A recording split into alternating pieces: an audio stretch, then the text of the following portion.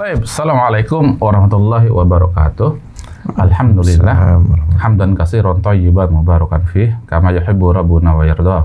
Asyhadu an la ilaha illallah wahdahu la syarikalah wa asyhadu anna Muhammadan abduhu wa rasuluh, amma ba'd. Ikhwah sekalian, alhamdulillah di malam hari ini kita berjumpa lagi setelah sebelumnya kita vakum, kita libur karena mungkin puasa dan juga ada beberapa kendala lainnya sehingga kami liburkan dulu. Dan alhamdulillah di malam hari ini bertepatan dengan tanggal 21 Juni 2022 atau ya bertepatan dengan 23 Dzulqa'dah 1443 Hijriah, kita berjumpa lagi dalam program Anda Bertanya Ustadz Menjawab atau ABUM, yang pada kali ini kita memasuki pertemuan yang ke-50. Masya Allah, lumayan juga nih pertemuan yang ke-50, dan alhamdulillah di samping kami di studio sudah ada guru kita, pembina kita, Al-Ustadz Dr. Fauzi Hamid Basulullah LCM PDI, yang akan membantu menjawab pertanyaan-pertanyaan yang sudah antum kirimkan kepada kami. Sebelum kita beranjak membaca pertanyaan-pertanyaan dari antum semua, kita sapa dulu beliau. Assalamualaikum Ustadz. Waalaikumsalam warahmatullahi wabarakatuh. Gimana kabar antum Ustadz? Alhamdulillah. Ustadz, sebelum kita mulai membaca pertanyaan dari ikhwah, mungkin antum ada sepatah dua patah kata sebelum kita memulai. Fadhal Ustadz. Bismillah, alhamdulillah, wassalatu wassalamu ala rasulillah. Amma ba'd, ikhwah sekalian, boleh mengaji di mana saja antum berada. Ya, sekarang di bulan-bulan haram ini, ya kita memperbanyak ibadah. Mudah-mudahan nanti awal bulan Dzulhijjah kita lebih fokus lagi, lebih serius lagi, ya, yaitu untuk menyambut Idul Adha tentunya. Ya, apalagi kemudian ya Rasulullah SAW menyatakan ma min ayyam al-amalu salih fihinna ahabbu ilallah min hadhil ayyam al-ashru min Dzulhijjah. Ya, tidak ada hari-hari yang sangat dicintai oleh Allah Subhanahu wa taala bila mana amal soleh dikerjakan pada hari-hari tersebut, yaitu 10 hari di awal bulan Dzulhijjah. Ya, mudah-mudahan kita semua bersemangat ya untuk menyambutnya itu. Alhamdulillah, mudah-mudahan ya kita punya agenda ibadah-ibadah ya, insyaallah seperti itu. Baik Ustadz, syukron atas pendahuluannya, dan kita membaca pertanyaan pertama Ustadz ya. Masya Allah sudah masuk ke meja redaksi. Baik Ustadz, ini dari Budiono, nggak dijelaskan dari mana. Beliau bertanya, Ustadz izin bertanya dan minta nasihatnya, bagaimana cara agar sabar dan telaten sama anak yang tidak bisa diam dan banyak tingkahnya? Barakallahu fiik ya Budiono ya. Alhamdulillah antum dikaruniai keturunan, dan keturunan ini merupakan aset yang berharga. Ya, kata Rasulullah SAW dalam sabdanya, ya idza mata ibnu Adam inqata amaluh illa min salas. Ya, kalau anak Adam itu meninggal, seluruh amalnya terputus kecuali 3 hal. Ya, yaitu apa? Sedekah jariyah. Ya, kalau ada orang kaya kemudian dia mewakafkan sebagian hartanya, nah ini menjadi sedekah jariyah. Ya, atau orang biasa barangkali ya dia mewakafkan sebagian hartanya, insyaallah menjadi sedekah jariyah. Kemudian ilmu yuntafa'u bih, ya guru barangkali ya yang mengajarkan ilmunya kepada murid-muridnya, nah itu akan menjadi ya amal jariyah juga ya. Kemudian yang paling memungkinkan adalah kita semua, yaitu mempunyai keturunan anak yang saleh yang mendoakan dia. Tentunya ya tidak instan ini ya, karena ini adalah perlu perjuangan, perlu kesabaran ya, perlu kesabaran ya. Kita harus selalu ingat anak-anak adalah titipan ya. Allah ingatkan itu, waliyahsal ladina law taraku min khalfihim dzurriyyatan di'afa khafu 'alaihim falyattaqullaha waliyaqulu qawlan sadida. Dan hendaknya mereka merasa khawatir terhadap ya keturunan atau generasi yang ditinggalkannya menjadi generasi yang lemah ya, menjadi generasi yang lemah. Nah, kita hati-hati dalam mendidik nih ya, jangan kemudian kita mengabaikannya. Bersabarlah insya Allah ya, insya Allah kita akan dimudahkan oleh Allah dalam mendidik ini. Teman-teman sekalian, itu ya yang harus diperhatikan tentunya pendidikan agamanya. Khaufu alaihim, ya, yaitu kalian harus takut juga ya, barangkali ya naudzubillah min dzalik, barangkali ya terpengaruh ya dalam masa-masa ya pendidikan ini ya. Falyattaqullah, kata Allah Subhanahu wa taala, maka hendaknya kalian bertakwa kepada Allah, artinya takutlah akan tanggung jawab ya yang bakal ditanyakan oleh Allah di kemudian hari. Oleh sebab itu ya, falyaqulu qaulan sadida, hendaknya kalian mengajarkan dengan perkataan yang benar. Nah, Pak Budiono dan teman-teman sekalian yang lainnya ya, kita harus ya bersyukur kepada Allah diberikan keturunan ya, barangkali kita ketahui tidak sedikit orang nggak diberikan keturunan, bahkan pasangan ya. Alhamdulillah kita diberikan keturunan ya. Nah ini ya, jangan lupa ini ya, anak juga merupakan cobaan buat kita ya. Kita bakal diuji oleh Allah Subhanahu wa taala ya, diuji oleh Allah Subhanahu wa taala dengan anak-anak kita ini.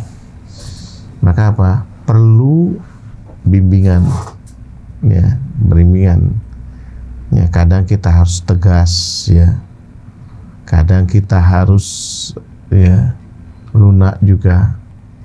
Artinya apa ya, bagaimana caranya kita ya menjadi teladannya. Semua pendidikan terhadap anak itu yang paling mudah adalah dengan cara kita berikan contoh ya, berikan contoh. Kalau kita ya mewajibkan anak kita sholat, maka berikan contoh diri kita sendiri juga harus sholat ya kan. Tepat waktu barangkali, ke masjid barangkali untuk yang laki-lakinya, kita yang memberikan contoh ya. Karena anak itu ya lebih mudah meniru daripada dia mendengarkan. Lebih mudah dia meniru dia ya. Kalau kita barangkali menyuruh anak kita untuk berhenti main gadget atau gawe ini, maka kita juga beri contoh juga, berhenti juga.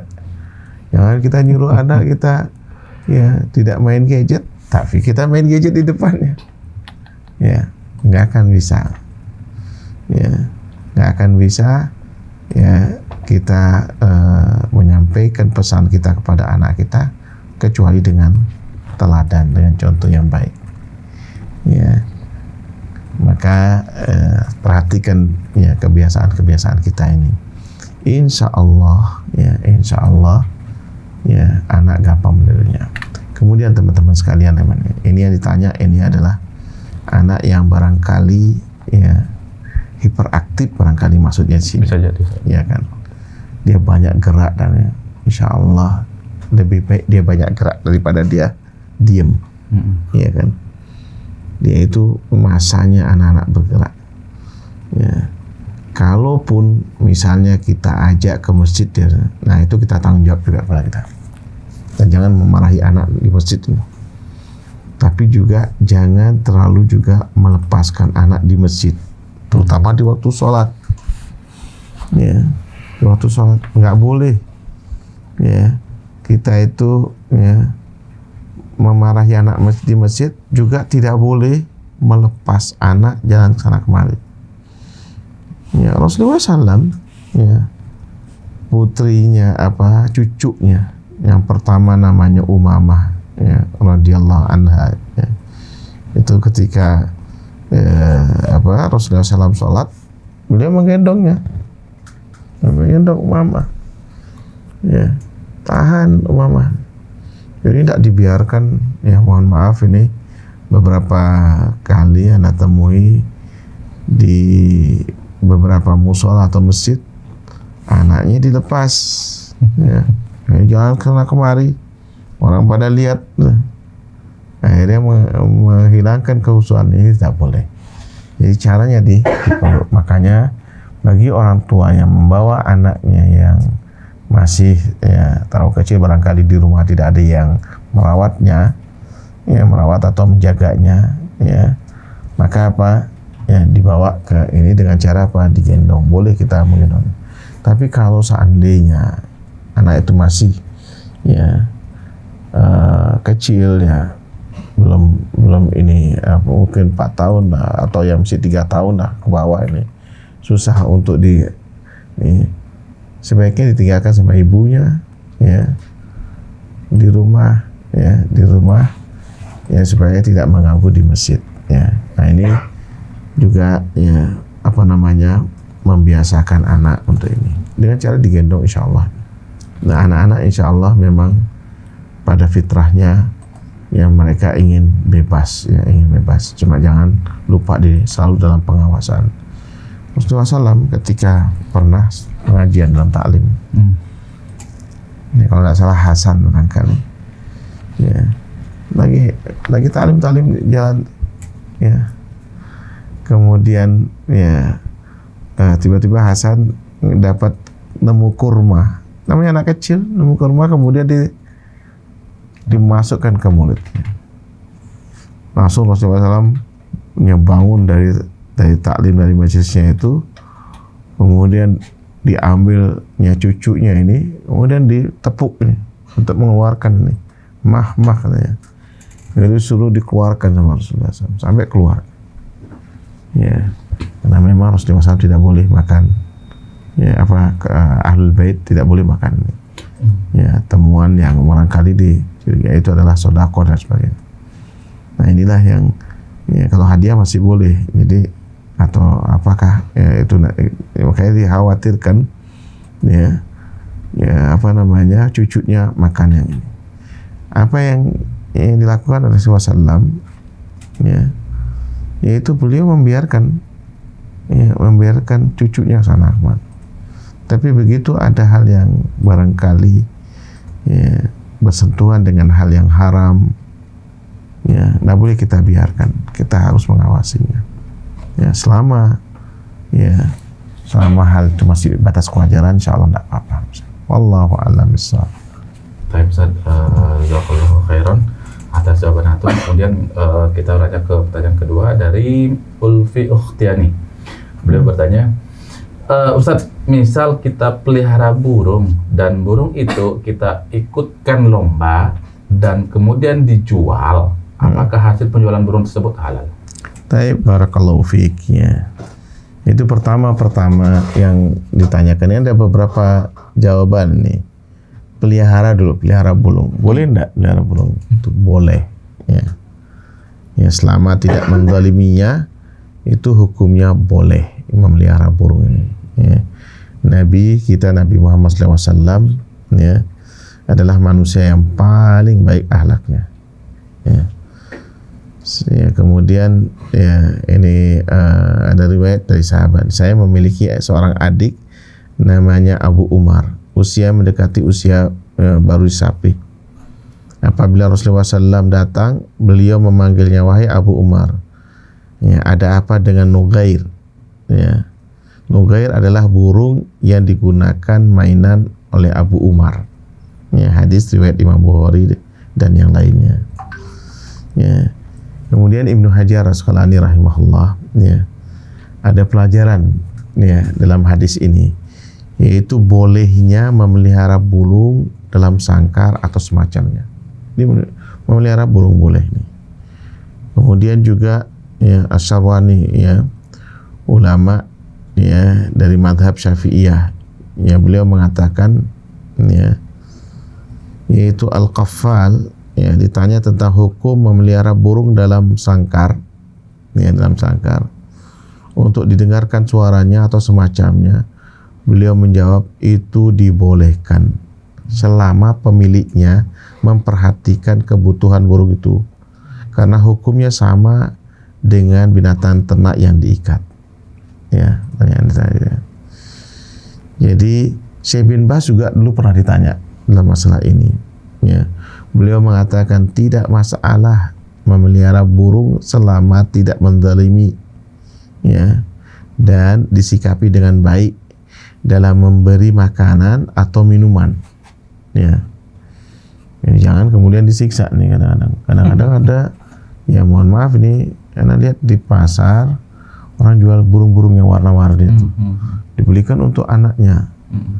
Tapi anaknya kemudian diikut ditarik sana kayak main layangan. Ya ini namanya menyiksa nih, tidak boleh itu seperti ini.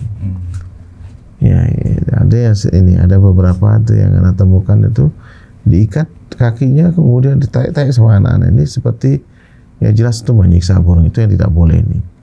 Ya, jadi kata beliau boleh ya memelihara burung kakak tua, burung dara, ayam atau binatang peliharaan lainnya dengan syarat diperlakukan dengan baik dan tidak menzaliminya.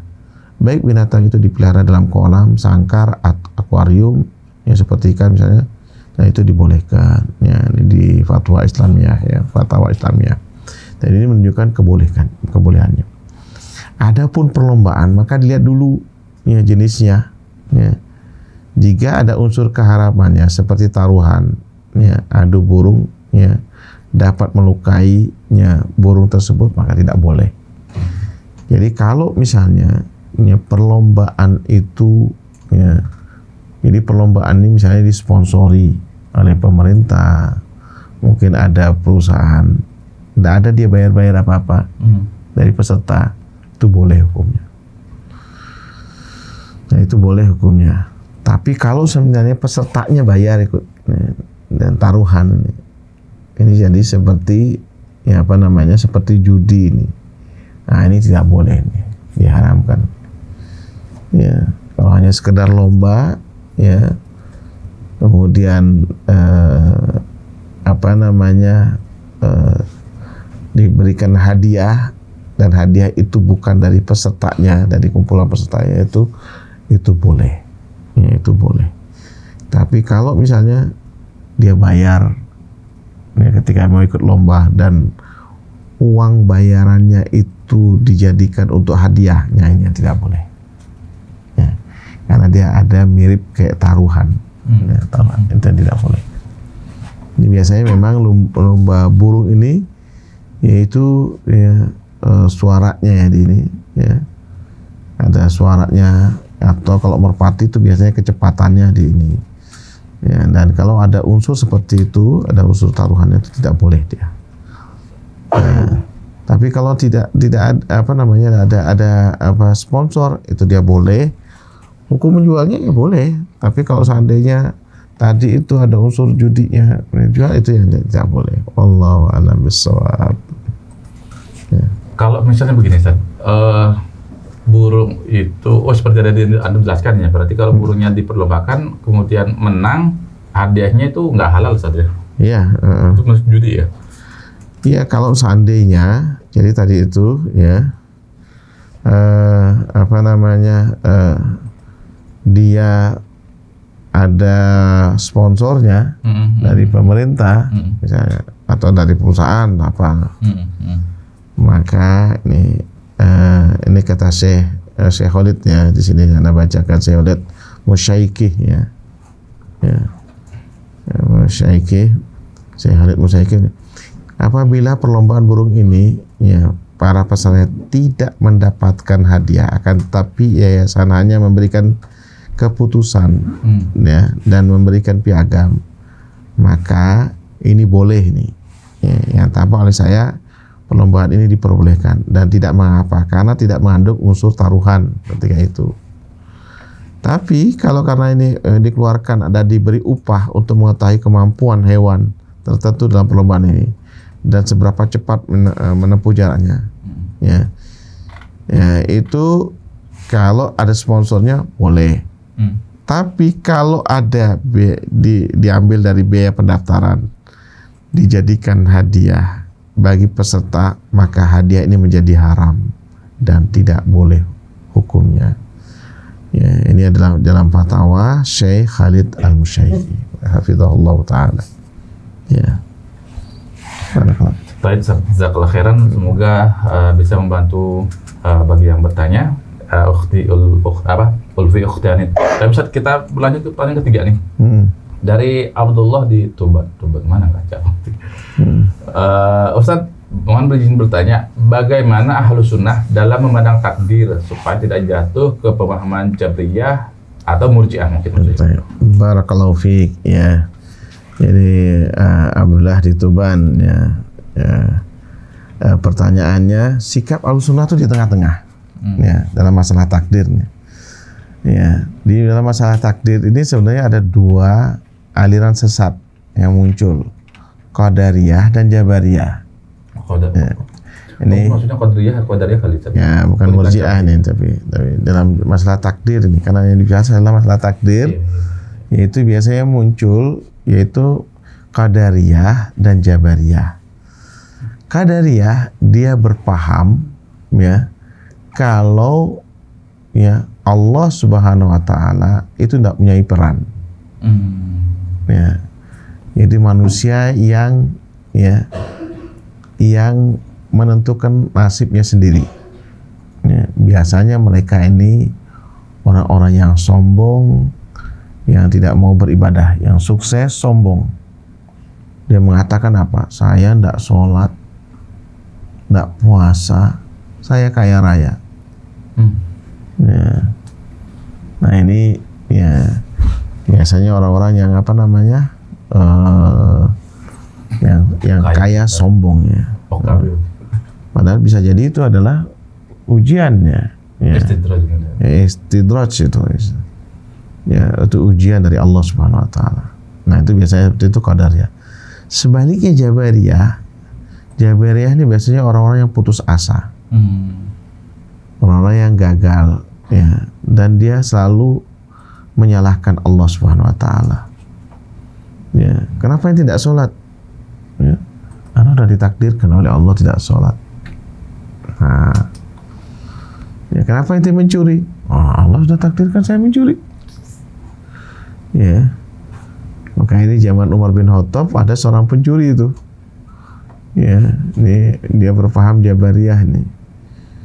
Ya, ketika disidang sama hakim yang memotong tangannya, dia bilang jangan dipotong tangan saya, kan saya mencuri ini karena ditakdirkan oleh Allah SWT. Hakimnya bingung, dilaporkan kepada yang Amirul Mukminin Umar bin Khattab radhiyallahu anhu. Beliau kata besok gelar lagi persidangan, mana pencurinya? Ya. Umar bin Khattab sudah mengasah pedangnya dari rumah. Ya, betul dia sudah ini, ya, ditarik tangannya kemudian dipotong sama Umar bin Khattab. Pencurinya teriak, Amir Mukminin, kenapa kau potong tanganku? Padahal Allah Subhanahu wa taala telah menakdirkan kepadaku, ya, untuk mencuri. Apa jawab Amir Mukminin? Ya, Allah juga telah menakdirkan kepadaku untuk memotong tanganmu. Nah, ini. Teman-teman sekalian, nah, nggak boleh kita berpaham di dua, ya, kelompok ini. Ahlus Sunnah wal Jamaah di tengah-tengah dia dalam masalah ini. Yaitu apa?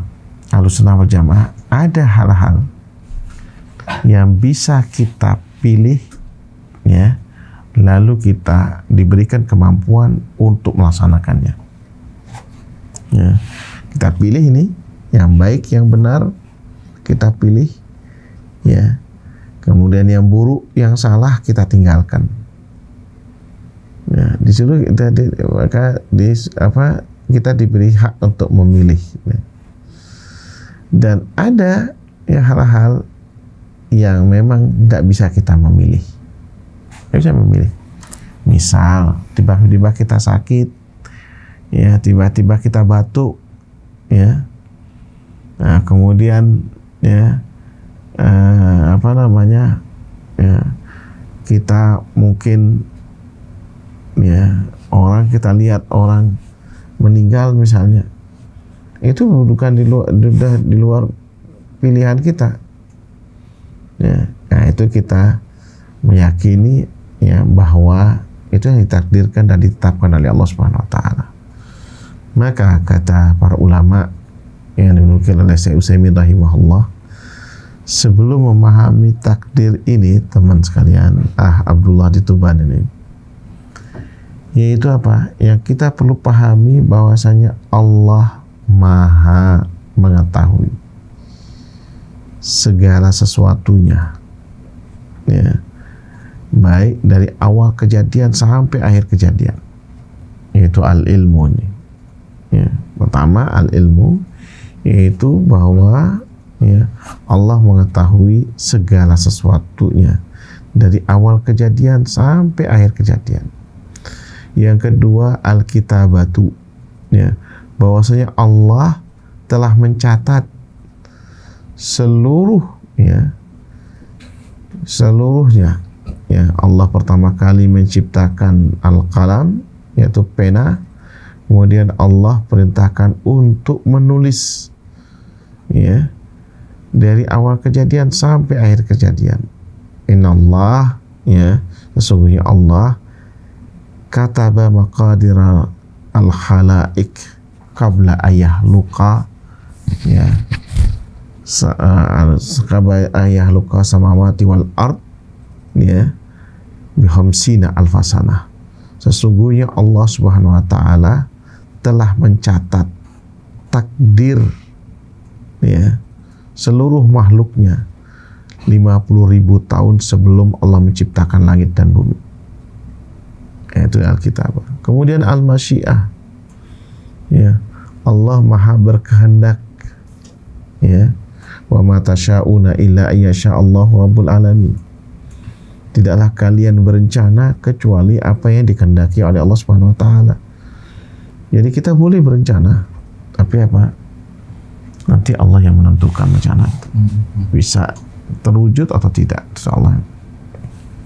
Kemudian yang keempat, ya, al-khalqu, Allah menciptakan segala sesuatunya. Allah menciptakan zatnya, bendanya, ya, makhluknya. Kemudian apa? Allah juga menciptakan juga tugasnya. Misalnya apa? Ya, para malaikat diciptakan oleh Allah untuk taat, tidak melakukan perbuatan maksiat. Ya, jadi nanti para malaikat dibagi-bagi tugasnya, ya, oleh Allah Subhanahu wa taala. Makhluk yang lainnya juga, ya, diciptakan oleh Allah, matahari dia. Ya, ini Allah mencipta ini harus dipahami.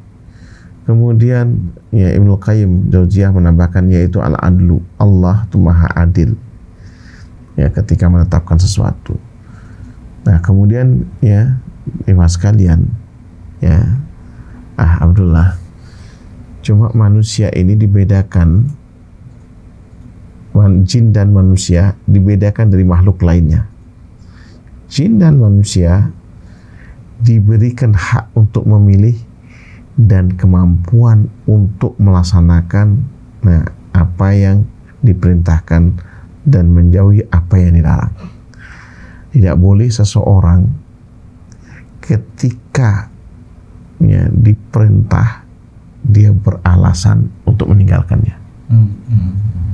Ya, nggak boleh, nah, ya, beralasan dengan takdir untuk meninggalkannya. Sebaliknya juga ketika dia melakukan maksiat, dia beralasan dengan takdir. Nah, seperti tadi itu, ya, nggak boleh dia, karena dia ada hak untuk memilih dan kemampuan untuk melaksanakan perintah tersebut atau meninggalkan larangan. Wallahu a'lam bishawab. Kalau misalnya begini, Ustaz,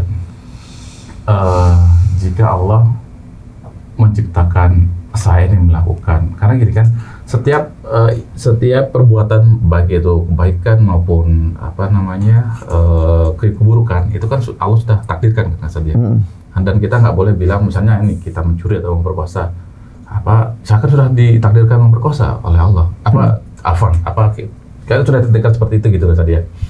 Nah, bagaimana dengan pendapat orang bilang kalau Allah sudah mentakdirkan gitu, kenapa dia mesti diazab, begitu, Ustaz? Barakallahu fiik. Itu tadi makanya nggak boleh seseorang itu ketika melakukan maksiat, nah, kemudian dia beralasan dengan takdir. Sebaliknya, ketika dia meninggalkan perintah beralasan dengan takdir, tidak boleh dia. Karena apa? Dia sudah tahu baik buruknya, ya, baik dan buruknya. Dia harus makanya kita disuruh belajar, ya, baik dan buruknya. Teman-teman sekalian, rahimakumullah, ya. Ini kadang-kadang dijadikan alasan. Ya, sering kali dijadikan alasan. Dia ditakdirkan oleh Allah dia jadi penjahat. Ya. Kata siapa? Ya. Dia bisa memilih. Ya. Dia tahu. Ya. Dia tahu mana yang baik dan mana. Itu sudah menjadi fitrahnya manusia. Fitrahnya manusia itu, ya, dia adalah baik awalnya. Ya, dia adalah baik awalnya. Dan kemudian dia akan terpengaruh. Makanya inilah yang kemudian harus dijaga ini. Ya, kata Rasulullah SAW, "Ma min mauludin illa yuladu alal fitrah." Tidak seorang anak dilahirkan kecuali dalam keadaan fitrah. Fa abawahu yuhawwidanihi aw yunasirani aw yumajisani. Kedua orang tuanya menjadikan dia Yahudi, Nasrani atau Majusi. Ya. Nah, teman-teman sekalian, ini sebodoh-bodohnya, ya, orang Islam nggak ada menyuruh anaknya murtad. Ada. Tapi sepandai-pandainya orang Islam tanpa sadar, ya, menyuruh anaknya murtad. Ada banyak itu, orang-orang, yaitu apa? Menitipkan anaknya pada pendidikan non Muslim. Ya kan? Mungkin karena melihat kualitas, lihat apanya, lihat dunianya semuanya. Banyak nih. Bahkan kadang-kadang anak lihat juga yang sudah taklim pun. Ya Allah. Yang sudah taklim. Apa yang mau dilihat dari ini? Jelas itu. Nah, inilah yang menyebabkan kadang ini nggak bisa ini.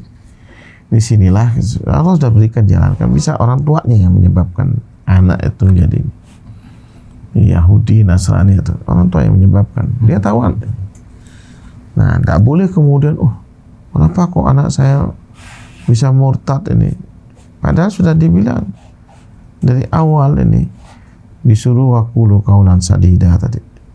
Hendaknya berkata dengan perkataan yang benar. Maksudnya apa? Mendidik, ya.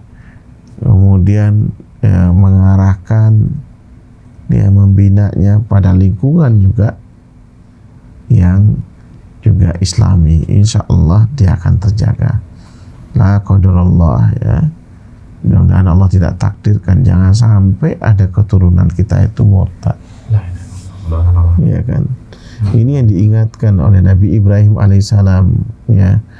Kemudian diteruskan oleh Nabi Yakub alaihissalam. Innallaha astafa lakumuddin, ya kan? Allah telah memilihkan kepada kalian, ya, agama, ya. Kemudian jangan kalian mati kecuali dalam keadaan beragama Islam.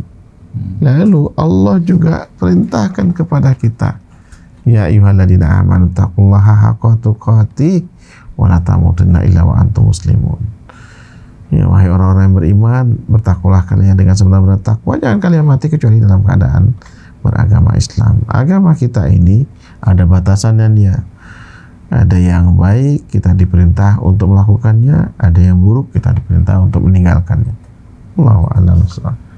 Tapi bisa jazakallahu khairan atas jawabannya dan semoga bermanfaat untuk Ahi Abdullah di Tuban dan kita ke pertanyaan selanjutnya. Namun sebelumnya kami informasikan bagi teman-teman yang menyimak siaran pada malam hari ini, bagi antum yang punya pertanyaan langsung ingin bertanya kepada narasumber yaitu Ustaz Fauzi, bisa antum telepon baik via telepon biasa ataupun di nomor WhatsApp di 089775326668. Sekali lagi kami informasikan bagi antum yang ingin bertanya langsung dengan Ustaz, kami membuka layanan telepon baik telepon biasa maupun di nomor telepon WhatsApp di 089775326668. Tapi saya menunggu telepon, mungkin kita beranjak pertanyaan nomor 4 dari Abdul Hakim di Denpasar. Beliau bertanya, Ustaz, mohon dijelaskan lebih utama mana dalam berkurban, apakah berkurban dengan sapi ataukah kambing? Barakallahu fiik ya. Jadi pertanyaan Abdul Hakim ini yaitu berkenaan dengan yang mana yang lebih utama. Ya, ada beberapa pendapat di sini. Ya, keterangan yang pertama Ibnu Qudamah Al-Hambali rahimahullah. Beliau mengatakan wasya afdal ya minal ishtirak ya. Yang namanya kambing itu lebih utama dibandingkan ikut urunan urunan unta fil bunna li'anna al-iraqat ad-dam maqsudah fil udhiyah, karena tujuan utama ibadah kurban adalah yaitu menumpahkan darah ya, wa tafarrud yataqarrab bi iraqatihi kullihi, dan satu orang bisa berkurban dengan menyembelih satu ekor utuh ya. Nah ini kalau seandainya seseorang barangkali orang kaya, mungkin duitnya banyak, mau beli unta, mau beli sapi, tapi dia satu orang, itu lebih utama tentunya. Lebih utama saja. Ya, tapi kalau misalnya patungan, nah ini yang ya urunan atau patungan ini yang lebih utama sebenarnya ya kambing, kambing ini ya. Kemudian yang kedua ini ada keterangan dari Asy-Syirazi Asy-Syafi'iyah ya. Wasyah afdal min musyarakah sab'a fi badanah atau al-baqarah ya. Li'annahu yatafarrad ya, li'annahu yatafarradu bi iraqati dam. Ya, berkorban dengan seekor kambing lebih afdal dibandingkan ikut urunan unta. Ya. Atau sapi ya. Unta itu biasanya 10 orang ya. Oh sapi 7 orang dia. Ya itu patungannya. Karena kurban seekor kambing berarti menumpahkan darahnya sendiri dia. Kalau 7 orang kayak apa mau nyembelih kan nggak bisa. Nah, kan. Tangannya barengan tadi. Ada barangannya kan gitu. Nggak mungkin. Nggak mungkin. Ya sapi itu utamanya ini. Kemudian keterangan Syekh Utsaimin rahimahullah ya. Yaitu al-afdal min al-adhahi ya al-ibil, thumma al-baqar ya, indaha biha kamilah. Kurban yang paling afdal adalah unta, lalu sapi. Jika kurbannya utuh, tidak ada urunan. Nah, ini kan yang bilang tadi. Kata Syekh Utsaimin, kalau dia beli orang kaya beli ekor unta, satu ekor unta sendiri, nggak apa-apa, bagus dia. Sapi misalnya sendiri, ya bagus dia. Ya, summa adzan. Ya, semadhan. Kemudian baru dia kambing ya, kambing kacang atau kambing Jawa. Sumal ma'is, kemudian separuh ya, apa namanya seperti ya, kemudian apa namanya sepertujuh ya, apa namanya kemudian ya domba ya, domba itu adhan domba, sumal ma'is itu kambing kacang ini ya, atau kambing Jawa di sini ya. Kemudian summa subu al badanah ya, summa subu al baqar. Jadi kemudian sepertujuh, maksudnya berarti 7 orang ya patungan untuk beli seekor unta atau seekor sapi ya. Nah ini teman-teman sekalian ya, kalau mau ini ya memang ya lebih afdolnya seperti itu kalau ditanya. Ya, lebih afdolnya itu tetap unta sapi, tapi satu orang beli ya, satu orang ya. Tapi ya apa namanya kalau urunan ya dia berkurang sedikit. Namun kalau dilihat dari sisi ya, apa namanya banyaknya ya kemanfaatan dagingnya itu, kalau saat ini barangkali sapi ya, tentu sapi yang bukan yang kena PMK. Ini kan sekarang lagi musim PMK nih, penyakit mulut kuku ini ya. Mudah-mudahan di Bali jangan sampai ya, nggak ada ya mudah-mudahan ya. Kalau enggak nggak mungkin sudah di Indonesia. Kalau enggak nggak mungkin di Indonesia ya, di Indonesia. Tapi sekarang nih banyak nih yang di Jawa nih, kasihan nih, Jawa Timur sudah merambat ke Jawa Barat nih. Ya, tiap hari saya ada tuh Ya, beberapa hari yang lalu Anda ke Lembang, Anda dapat cerita ya dari dari seorang petani ya yang mengatakan sudah mulai ini kena PMK ya di peternak sapi itu. Na'udzubillah min dzalik, ya mudah-mudahan Allah segera menghilangkan ya penyakit ini, karena memang sapinya akhirnya jatuh harganya. Ya, jatuh harganya. Ya, biasanya belasan juta, sekarang hanya nggak sampai 10 juta ada dijual. Ya. Nah, susah sekarang ini. Na'udzubillah min dzalik ya. Dan kalau udah sapi kena penyakit ini, walaupun Anda baca dari depan Pertanian mengatakan ya masih layak untuk dimakan ya, tapi namanya sapi sakit tidak layak untuk dikurban, tidak layak untuk dikurban. Nah ini teman-teman juga nih, jadi juga hati-hati dengan ini. Dan Anda tanya juga dengan petani tersebut ya, beliau mengatakan katanya semua hampir rata-rata yang binatang yang berkuku itu juga bisa kena penyakit PMK ini ya, penyakit mulut kuku ini. Yang luar biasa sekali itu satu ekor bisa dalam waktu 4 jam tuh seluruh kandang bisa kena. Sering nyebar saja. Ya, dan dia langsung nggak bisa, nggak malas mau makan dan sehingga turun ya, susah dia untuk ini. Nah, na'udzubillah min dzalik ya. Walaupun kemudian dari kementerian ya, mengatakan asal tidak dimakan kakinya, mulutnya, hanya dagingnya, jeruannya tidak, dikatakan layak, masih layak dimakan. Ya, cuma dalam hal ini ya tentunya tidak boleh juga digunakan untuk kurban ya. Layak dimakan tapi karena dia sakit tidak layak untuk dijadikan kurban. Wallahu a'lam bishawab. Ustaz, ini berkaitan dengan kambing, Ustaz. Ada pertanyaan tentang akikoh, Ustaz. Ada pertanyaan tentang akikoh, ada yang bertanya seperti ini, Ustaz. Ustaz, apakah boleh akikoh daging kambingnya dibagikan mentah? Barakallahu fiik. Boleh ya, akikah ini ya. Akikah boleh tidak dibagikan mentah? Boleh ya. Memang ketika akikoh itu memang dibagikan ya, boleh mentahan tuh boleh. Ya, nah dipotong dibagikan mentahan itu boleh. Cuma sebaiknya memang ya kalau ya sudah matang sehingga semua orang yang menikmati ya dengan bersyukuri apa yang ya, menjadi sahibul hajahnya ini yang mendapatkan karunia keturunan dari Allah Subhanahu wa taala. Jadi makan bareng bersama ini. Tapi kalau tidak sempat, barangkali ada kesibukan, Allahu a'lam ya, mungkin kesibukan yang lain, sehingga ini sebaiknya memang ya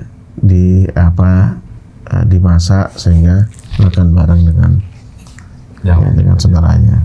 Allah a'lam. Ustaz, jazakallahu khairan atas jawabannya, dan kita beranjak ke pertanyaan nomor 5. Namun sekali lagi kami informasikan kepada teman-teman yang ingin bertanya langsung melalui telepon, bisa telepon di nomor 089775326668, bisa melalui telepon biasa maupun telepon WhatsApp ya. Sekali lagi 089775326668 bagi yang punya permasalahan seputar agama. Tentunya nanti beliau akan menjawab sebatas kemampuan beliau. Beliau nggak akan maksa di luar batas kemampuan beliau. Itu saja. Baik. Kita beranjak ke pertanyaan nggak ada namanya lagi, Ustaz. Nah, beliau bertanya, Ustaz, mohon nasihatnya, bolehkah berkurban di tempat lain yang kita tidak hadir di tempat itu, sedangkan daerah tersebut jarang mendapatkan daging kurban? Barakallahu fiik. Ini pertanyaan memang sekarang lagi heboh nih, lagi viral. Pertama anak jawabnya boleh, tidak masalah nih. Tapi yang afdol tetap berkorban di daerah antum sendiri dan antum melihatnya langsung. Ya. Jadi masalah di sini teman-teman sekalian, ya sering kita membaca di WA tebar kurban dan sebagainya. Ini adalah amanah, ya amanah dari yang berkurban. Nah kebanyakan ini mudah-mudahan ya kita bukan dari kebanyakan ini. yaitu mengambil untung ya, dengan cara tidak menjalankan sesuai dengan apa yang diamanahi. Contohnya Ustaz, Ya. Contohnya misal gitu Ustaz. Misal nih orang ngumpulkan dana ya dengan alasan mau berkurban di daerah. Ternyata ya dana itu dimanfaatkan. Ya. Atau juga misal KB-nya harga 5 juta misal, diberikan 2 juta. Beli harga itu. Ini yang menjadi masalah, dan ini yang sering dilaporkan ke para ustadz ini, dan ustadz menjawabkan tentunya apa? Sesuai dengan pertanyaan. Ya, sesuai dengan taswirnya. Ya, dengan gambaran yang diberikan sama penanya ini. Ya. Dan ya, para ustadz tersebut menjawab tidak boleh karena fasadul lidariah kan. Mereka adalah hati-hati. Kalau gitu tidak boleh aja. Tapi teman-teman sekalian, ya, kalau kita mengetahui ya orang yang amanah, ya, lalu apalagi zaman teknologi sekarang ini, ya, bisa video callan, ya, untuk dilihatkan yang saat disembelih.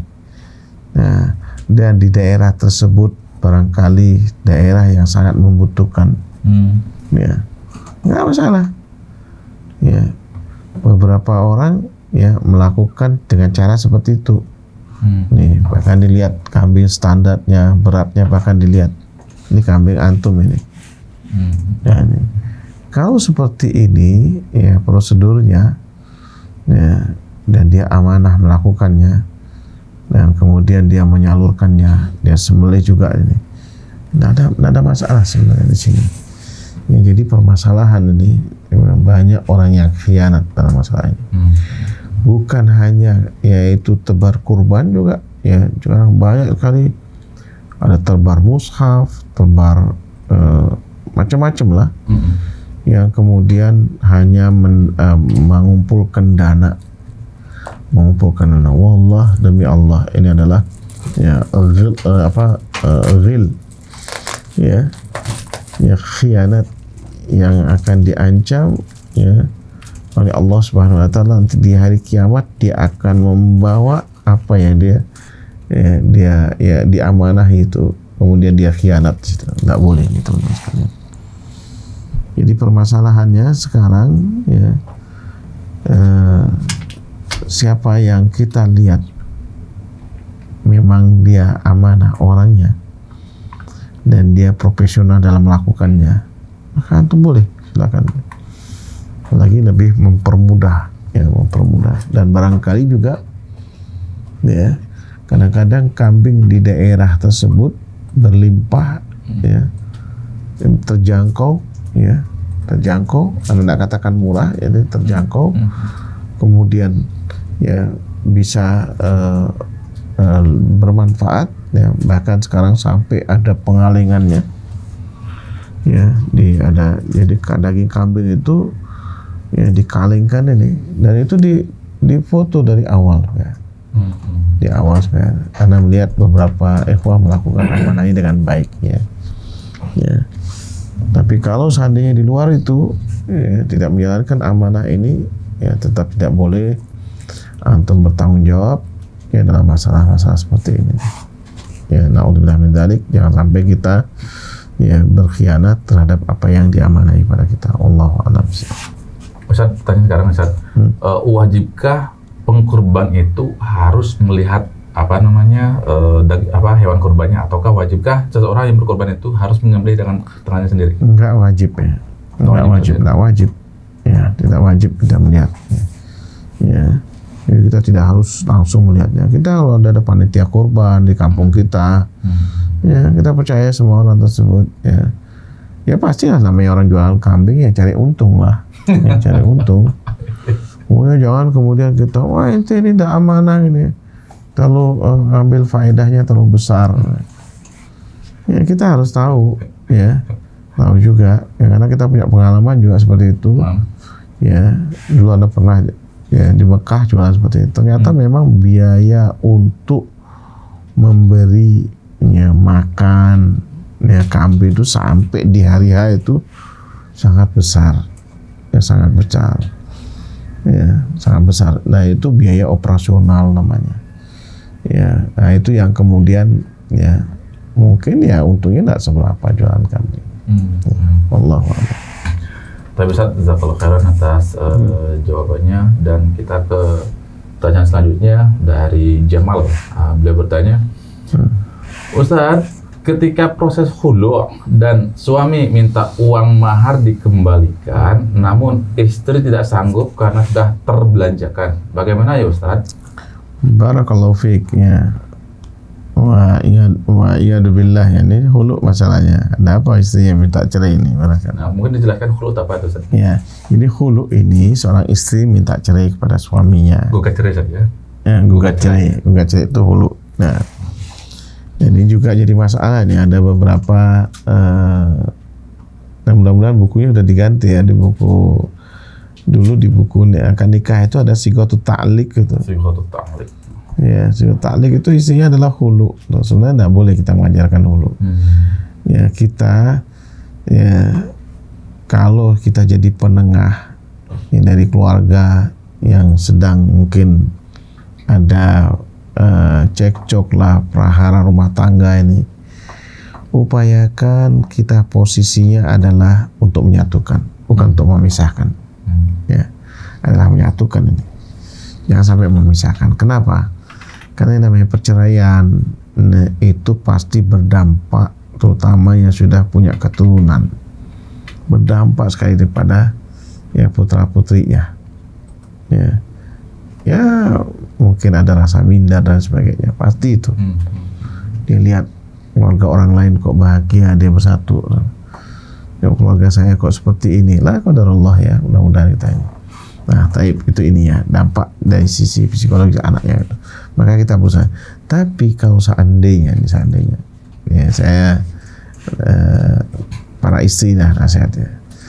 Itu kalau seandainya memang sudah tidak bisa lagi, mungkin suami ya temperamental, ya sering ya ringan tangan, ya KDRT, kekerasan dalam rumah tangga. Nah, sudah tidak bisa, kemudian dimaafkan, silakan anti minta cerai. Ya, silakan anti minta cerai. Bolehlah seperti itu. Atau suami yang malas, mungkin peminum, la qadarullah ya. Ya, baru terungkap setelah ya berumah tangga ini, ya kemudian banyak ya meninggalkan kewajiban sholat dan lain sebagainya. Teman-teman sekalian, ya yang kayak gini nih, ya memang kita harus pisahkan. Istri ya kita anjurkan, sudah kamu bercerai saja. Ya, bercerai saja. Nah, ini tentang apa namanya, minta cerai saja. Kasihan, ya kasihan mental dan semuanya dah kan. Ya, kecuali kalau memang ada istri yang super luar biasa, dia sabar menghadapi suami, ya dia berusaha untuk menyadarkannya. Ya, karena memang itulah belahan hati ya, mungkin seperti itu ya. Nah itu ini ya. Tapi sekarang mungkin masuk sekarang permasalahannya. Ya, bagaimana kemudian dengan mahar yang pernah diberikan? Memang dia syariatnya adalah yaitu apa? Minta ya, apa dikembalikan itu, ya dikembalikan maharnya, ya.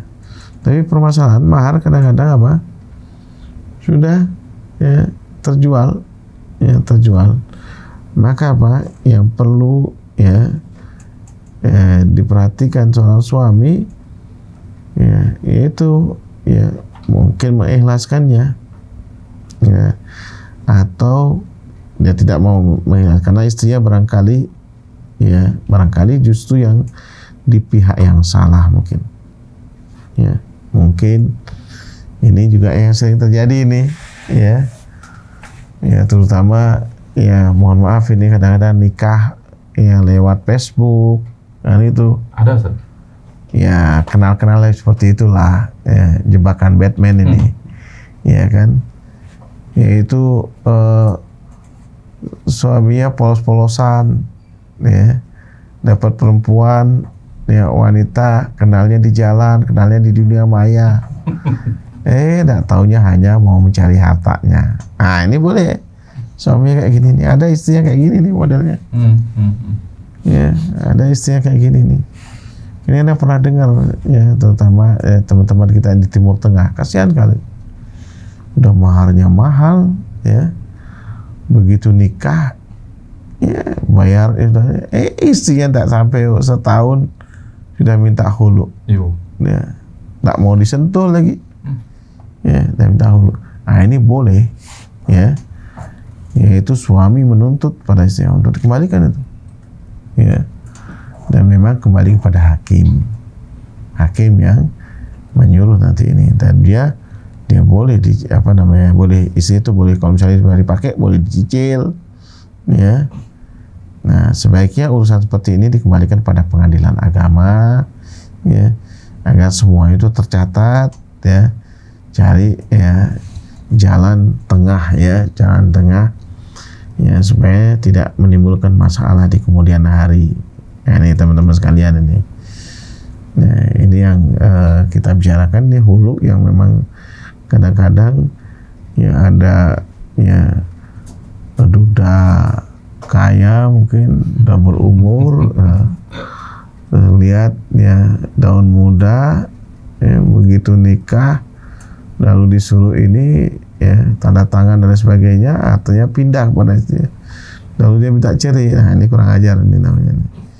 Nah, ini yang harus kita juga perhatikan, hal-hal seperti ini ya, dan harus juga dikembalikan kepada hakim ya, pengadilan agama dalam ya pemerintahan kita, nanti hakim yang memutuskan ya, dan dia harus mengembalikan juga ya semua mahar yang pernah diberikan oleh suami. Wallahu a'lam. Tapi sekarang pertanyaannya adalah, ketika misal si istri ini minta khulu dengan catatan bahwa si suami itu melakukan kemaksiatan, itu apakah si istri wajib memberikan? Sama, tetap saja. Tetap ya, misalnya ya ini yang bersalahnya adalah suami ya. Ya, melakukan hal-hal yang dilarang oleh agama misalnya. Ya, suami kemudian dia nggak bisa berubah dia. Ini pernah juga curhat sama kita. Suami nggak bisa berubah sudah. Nah, istrinya udah khulu. Dan memang kalau kembali kepada hakim, tergantung hakim yang memutuskan. Ya, memutuskannya. Nah, memang suami ini zalim, dia bisa diputuskan dia juga bersalah, kemudian istrinya dibebaskan tanpa dia membalikan. Wallahu a'lam bishawab. Ya, Ustaz, jazakallahu khairan atas jawabannya. Dan Ustaz, kita baca beberapa pertanyaan yang masuk melalui YouTube saja. Ini dari Al-Zikirul-Sof, beliau bertanya, Ustaz, saya mau bertanya di luar tema kurban, ini masalah nikah siri. Saya akan melaksanakan nikah siri dengan seorang akhwat yang masih status istri orang, tapi sudah pisah ranjang 2 tahun. Tapi suami tidak mau menceraikan secara resmi. Kalau mau istrinya nikah sama saya, harus ngurus surat cerai. Jadi saya ini bingung, Ustaz, bagaimana ya? Barakallahu fiik. Yang penting itu sebenarnya ya nikah dengan wanita yang jelas. Ya. Ini sudah jelas-jelas istrinya orang, ya. Istrinya orang, nggak bisa ya, kita sampai diputuskan oleh hakim. Dalam hal ini pengadilan agama. Ya, dia dicerai, baru dia bisa menikah. Biasanya KUA dia akan mau menikahkan. Ya. Mohon maaf ini, ya saya ini kan. Ya, kalau nikah siri, mohon maaf ini Bapak yang bertanya barangkali. Biasanya memang wanita lah yang dirugikan. Kalau nikah siri, kalau nikah siri itu wanita rugi sekali. Ya, kenapa? Karena tidak ada catatan di kantor urusan agamanya. Ya, dan kalau ada apa-apa, wanita nggak akan bisa menuntut apapun. Tidak dia mendapatkan ya warisan, ya nggak dapat apa-apa sama sekali.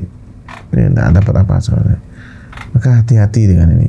Ya, hati-hati dengan nikah siri. Dan beberapa kali ada pertanyaan masalah seperti ini. Ya, kita alhamdulillah pemerintah kita memperhatikan masalah pernikahan ini, harus nikah di KUA, maka kita lakukan nikah di KUA. Jangan sampai kemudian kita menikahkan ya putri kita atau saudara kita ya itu di luar daripada ini, karena ya nanti pasti akan ada dampak negatif yang lainnya, baik itu dari sisi ya dampaknya agama maupun dampak hukum perundangan di kita ini ya, dan selalu menjadi korban ya. Banyak kasus ya seperti ini ya. Jadi dia akan tidak dapat apa-apa sama sekali ketika nanti terjadi apa-apa ya. Terjadi apa-apa itu nggak dapat apa-apa sama sekali. Nah, teman-teman sekalian nih seperti ini. Apalagi kemudian nih masalahnya ialah masih status suaminya orang, istri orang atau istrinya orang. Ya, status istrinya orang ini ya barangkali ya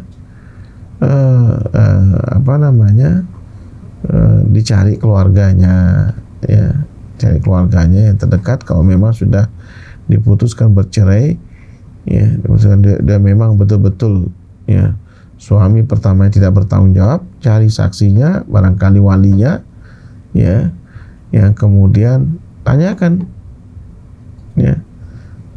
dia bagaimana statusnya, dan bisa diajukan kayak tadi itu hulu dia ya. Kalau laki-laki yang tidak mau bercerai ya, istrinya mengajukan hulu, datang ke hakim. Hakim di sini bisa memutuskan. Jangan kucing-kucingan ya, susah nanti kalau kucing-kucingan ya, kan ini kan bisa datang ke hakim. Kita ada pengadilan agama, kita datang ajukan ke hakim ya, nanti hakim yang memutuskan di sini ya, baru kemudian setelah diputuskan oleh hakim dan benar-benar dia berpisah dengan suaminya, sudah baru kemudian menikah. Enak seperti itu. Kalau misalnya si laki ini ngebet mau menikahinya, antum dianggap selingkuh ya kan, Babi Nur jadi iya. bini orang. Babi Nur ya apa ya, atau pelakor apa istilahnya, Pelakor perabot laki orang, pelakor laki orang, atau ya. Ini ya barangkali antum yang benar, tapi karena caranya salah, antum tetap salah. Maka lebih baik sabar, mencari kejelasan, dan bawa ke pengadilan agama untuk kemudian diputuskan. Baru setelah itu selesai ya, kemudian baru dilakukan pernikahan, dan sebaiknya ke KUA ya. Mohon maaf, ini juga wali nikahnya harus memperhatikan hal-hal seperti ini. Kadang-kadang mau cari manfaat saja akhirnya apa, pasti akan ada yang dikorbankan. Ya. Kalau misalnya ini kalau misalnya kasusnya adalah mereka secara agama sudah pisah nih, kan 2 tahun bukan waktu yang pendek nih Ustaz. Ya. Nggak boleh nggak menikah siri gitu Ustaz? Nggak boleh. Tetap nggak boleh. Kalau belum ada kejelasan ini hukumnya nggak boleh. Ya inilah yang ada catatan ini yang saya ini sigotut ta'liq ini. Ya. Misal nih ya, yang biasanya ini TKI atau TKW. Ya kan? Ya. Ini yang sering nih. Makanya kita sangat prihatin ya ketika salah seorang dari pasangan hidup ini pergi jauh sini 2 tahun misalnya ya, yang namanya ya orang menikah, kebutuhan itu pasti kebutuhan itu adalah kebutuhan ya pokok, kebutuhan seperti makan dan minum. Maka inilah yang sering terjadi ya, kita harus ya ada kejelasan ya, naudzubillah min dzalik ya, jangan sampai ada selingkuh, jadi perzinahan ya, dan ini yang menyebabkan kemudian rusaknya rumah tangga kita. Maka sebaiknya memang ya dijaga hal-hal seperti ini, harus punya komitmen, harus dititipkan kepada keluarga, dan keluarga ya harus juga menjaga hubungan suami istri jangan sampai kemudian berpisah. Wallahu a'lam bishawab. Tapi bisa kita baca lagi pertanyaan yang masuk ke YouTube. Assalamualaikum warahmatullahi wabarakatuh, Ustaz. Mau tanya 2 tema lagi. Kalau ta'aruf itu, apa benar CV akhwat dulu yang diberikan kepada ikhwannya? Ta'aruf ya ini boleh kedua-duanya, ya. Nggak mesti harus ini. Ya, CV-nya itu maksudnya biodatanya. Ya, bisa dilihat ya dari akhwat atau dari ikhwannya. Ya silakan ya dilihat, kemudian ditanyakan, ya tanyakan kepada teman terdekatnya atau orang yang keluarga yang terdekat, ya, atau dilihat lingkungannya yang seperti itu. Jadi biodata kan bisa dibuat-buat kan itu. Ya, jadi harus mengutus juga ya orang yang melihat keluarga itu, ya apa istilahnya MC apa macomblangnya. Dia harus lihat ke situ, ini siapa nih si fulan. Dan ini benar ini ya, tindakannya seperti ini kita khawatir,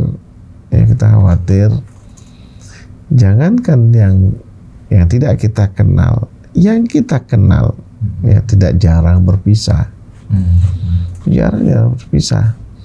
Maka kita harus ya berkomunikasi dengan perantaranya itu siapa. Dan kita juga melihat biodata itu penting juga itu.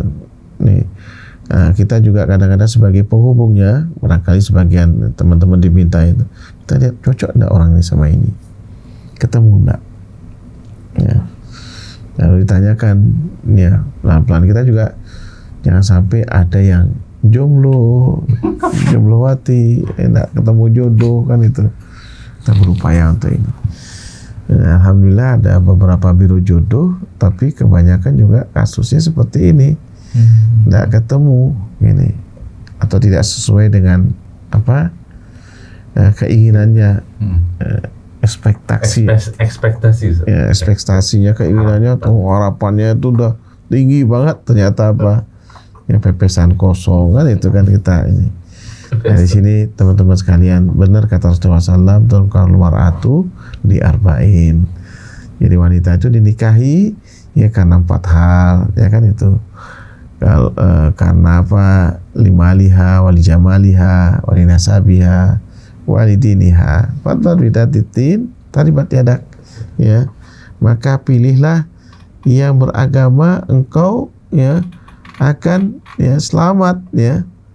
Selamat ya. Sementara kalau laki-laki ya itu biasanya dilihat oleh wanita itu apa? Ya.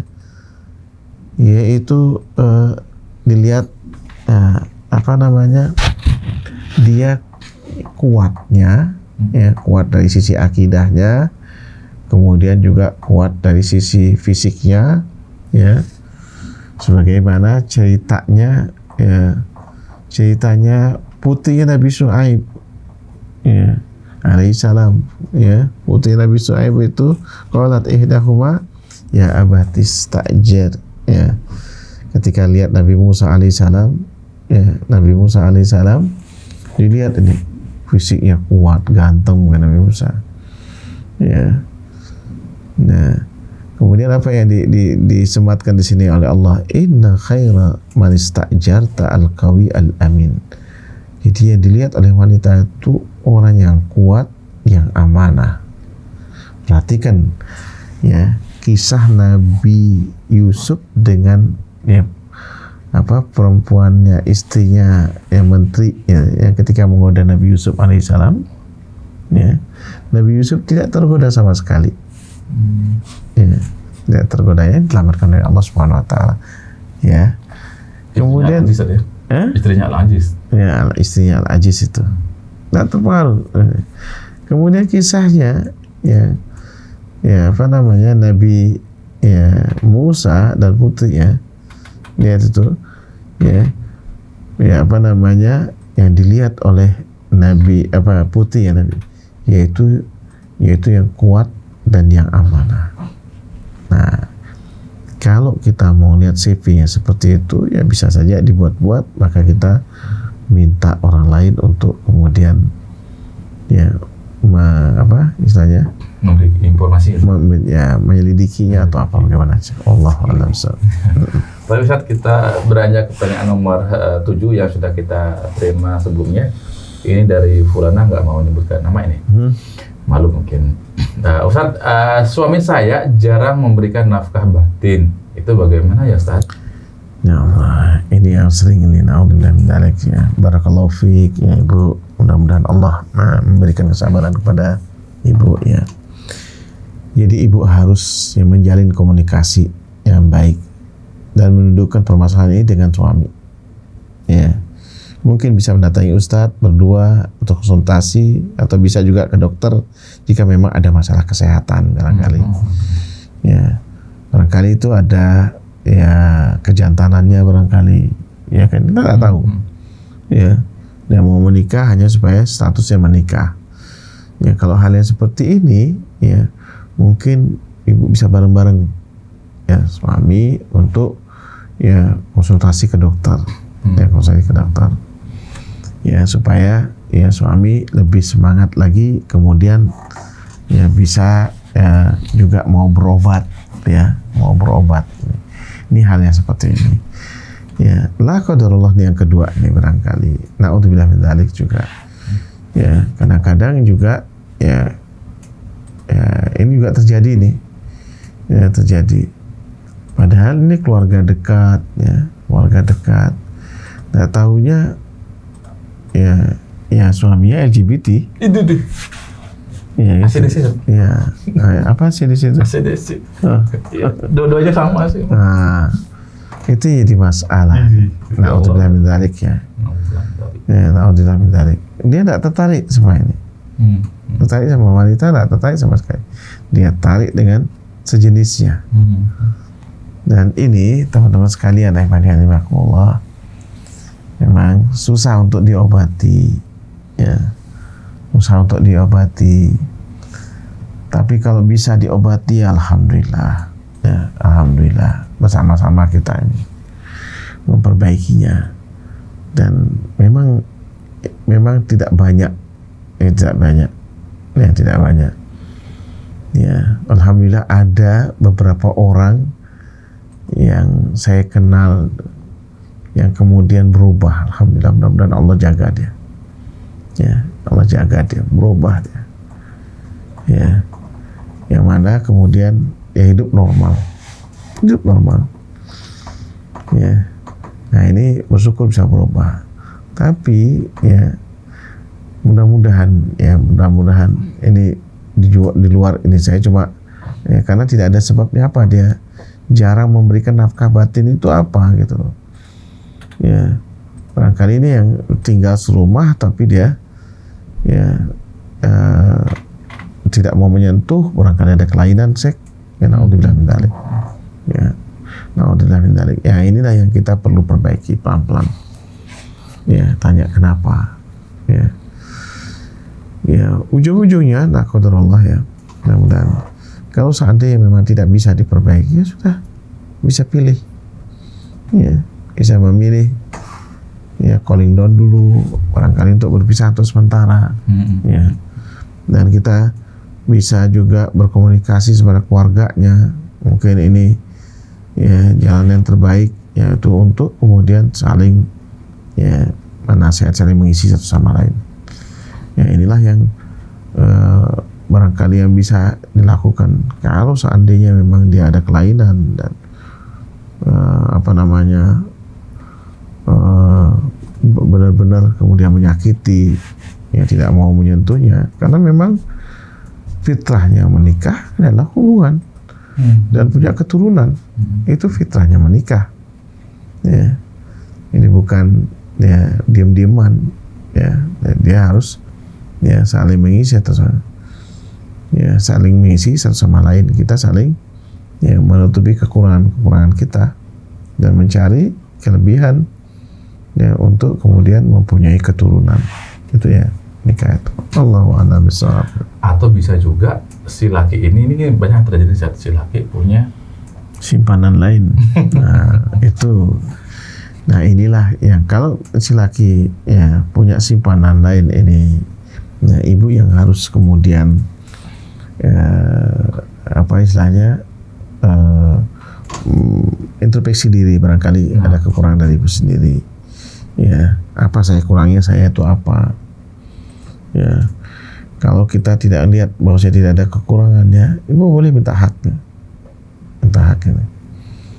Nah, inilah yang sering terjadi ya sering terjadi ya, dan memang kalau ya pisah tadi itu ya, yang sering terjadi itu kalau misalnya ya karena tugas pekerjaan itu memang harus kita, tidak ada salahnya istri selalu memantau, itu tidak ada salahnya.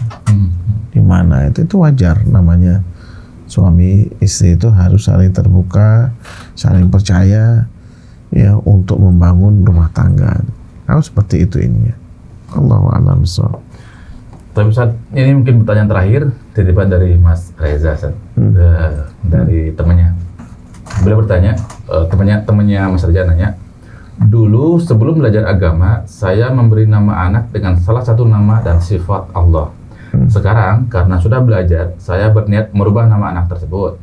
Yang jadi pertanyaan adalah, apakah cukup merubahnya secara non-formal saja atau harus dirubah semuanya? Jujur saja, ada beberapa kendala terkait birokrasi jika harus merubah nama anak tersebut di akte kakak dan lain-lainnya. Barakallahu fiik. Ya, kalau memang kesulitan untuk merubah nama di akte dan sebagainya, ya kita ya rubah secara ini saja, apa namanya, panggilan atau tidak masalah itunya. Ya, karena ini adalah urusan formalitas, memang agak ribet di negeri kita ini. Tapi sekarang karena lihat kalau apa namanya di beberapa daerah ini sangat mudah urusan-urusannya, apalagi dengan digital sekarang ini, dengan online. Ya, tapi memang harus ada orang yang bisa disuruh, misalnya ya apa istilahnya, biro jasa ya, biro jasa yang disuruh, insya Allah bisa ya dengan cepat. Tapi kalau misalnya terasa sulit ya tidak masalah, kita ganti. Karena memang betul ketika kita sudah hijrah baru mengetahui kesalahan-kesalahan ini, ya dianjurkan kita merubah ya. Dulu guru kami Syekh Hudhaifi ya, Rahman Hudhaifi ya, hafizahullah ta'ala, Masya Allah, beliau panjang umur nih, beliau masih jadi imam di Masjid Nabawi ya. Ada teman kami yang punya nama ya yang sedikit ya agak aneh tuh ya, ada aneh, disuruh, dan itu nama ayahnya ya, ayah namanya. Nggak apa-apa nih sebagai contoh ya, ini supaya juga mungkin ini beliau orang Nepal ya, namanya Abdul Qayyum bin Bismillah. Namanya Syekh Hudhaifi ketika itu langsung ghayir isma abik katanya, itu ganti nama bapakmu itu katanya. Ya Syekh katanya. Jadi kita kamu semua juga geli juga ya dengarnya, tahu semua ya, dengar. Ini di antara para ulama biasa seperti itu, dan itu memang sunnah Rasulullah SAW ketika mengganti al-khail, ya dia namanya sahabat namanya jadi al-khair ya. Nah, ini sunnah mengganti nama yang buruk ya menjadi nama yang baik ya. Ya, jadi kalau tidak salah namanya Hasan dan Husain dulu, kalau salah Al-Harb, kalau nggak salah Al-Harb artinya peperangan. Sama Rasulullah SAW langsung diganti ya, nama cucu yang diganti Hasan dan Husain. Hasan atau Husain apa yang namanya dulu yang ya, Ali bin Abi Thalib ya, mantu Rasulullah SAW, memberi nama ya anaknya dengan nama perang artinya. Ya, kemudian diganti dengan Hasan, kalau nggak salah Hasan ya. Ya, Allahu a'lam bishawab. Berarti nama mempengaruhi sifat juga, Ustaz?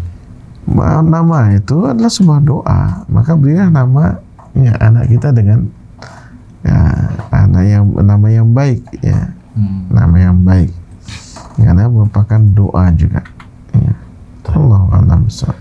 Tapi Ustaz, karena sudah malam kita sudahi saja pertemuan pada malam hari ini. Dan untuk teman-teman yang sudah mengirimkan pertanyaan ke nomor WhatsApp yang sudah kami informasikan tadi, jika pertanyaan antum malam ini tidak kami bahas, mungkin insya Allah pekan depan kita akan bahas bersama-sama. Jadi pertanyaan sudah masuk ke meja redaksi, insya Allah akan kami bahas pada pertemuan pekan depan. Demikian Ustaz ya. Dan Ustaz, untuk mengakhiri ini mungkin antum ada closing statement Ustaz. Teman-teman sekalian, ini bulan-bulan ibadah ya. Mari kita saling mengingatkan satu sama lain ya. Mudah-mudahan ya seluruh amal ibadah kita ini ya digampangkan oleh Allah dan diterima. Insya Allah seperti itu. Wallahu a'lam bishawab. Jazakallahu khairan. Dan teman-teman, dengan berakhirnya closing statement dari beliau, berakhir sudah pertemuan kita pada malam hari ini, dan kita tutup dengan baca doa Rabbul Majlis. Subhanakallahumma wa bihamdika asyhadu an la ilaha illa anta astaghfiruka wa atubu ilaik. Assalamualaikum warahmatullahi wabarakatuh. Waalaikumsalam warahmatullahi wabarakatuh.